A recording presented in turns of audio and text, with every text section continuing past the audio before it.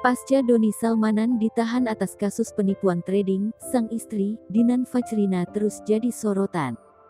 Banyak yang akhirnya mempertanyakan terkait rumah tangganya bersama sang suami. Belakangan ini, beredar isu yang menyebut jika Dinan Fajrina telah menggugat cerai Doni Salmanan.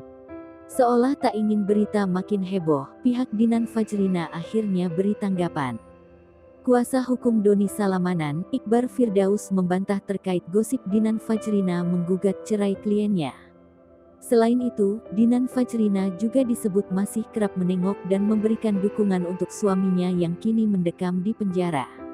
Iqbar lantas menekankan jika kondisi rumah tangga Doni Salmanan dan Dinan Fajrina baik-baik saja. Seolah membuktikan rumah tangganya baik-baik saja, Dinan Fajrina beberapa waktu lalu mengunggah potret mesranya dengan Doni Salmanan.